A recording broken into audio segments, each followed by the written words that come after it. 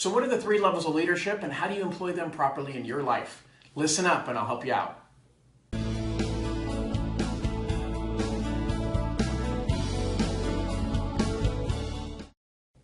Hey everybody, John King with Summit Funding, and today I've got a little bit of motivation around the topic of leadership. In life, every single one of us has an opportunity to step up and be a leader. Whether that's as a parent, whether that's as a business position, whether that is just in your community, we all have an opportunity to choose to be a leader. The problem is nobody's given us some good tools on how to lead properly. So I want to give you a little bit of inspiration and motivation by giving you the tools that you need in order to become a great leader. And I'll tell you the first tool we're going to talk about today is the 3 levels or 3 types of leadership. And the 3 types of leadership are authoritative, democratic, and servant.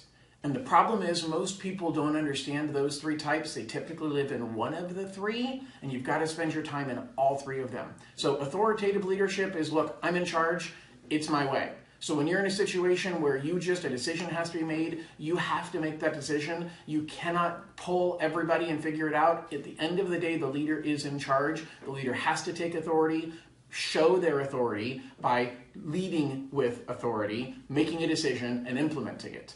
The second type of leadership is democratic. That one you should be using more than authoritative. Authoritative is kind of the tool that you pull out when necessary, but you don't want to use it all the time. Because if you're an authoritative leader too often, your people won't follow you. And you are not a leader if you don't have any followers. So use authoritative leadership very rarely.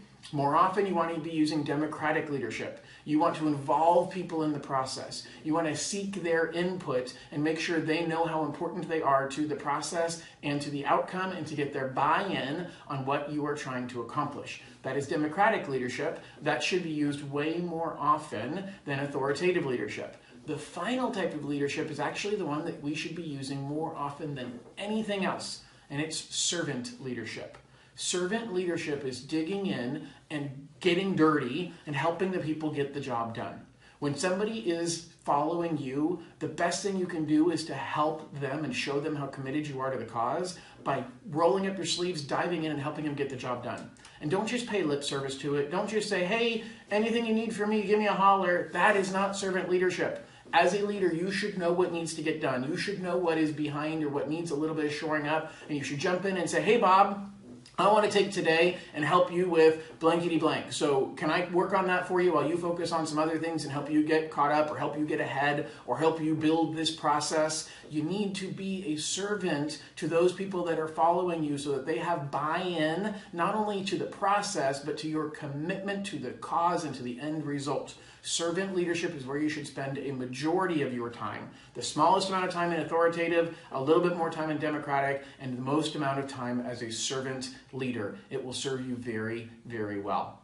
If you have any questions about this or anything else, give me a holler. And don't forget, I also do mortgages. If you know anybody who needs a purchase or a refinance of a home, I'd love to help them out as well. Have an absolutely amazing day, and we'll talk to you soon. Bye-bye.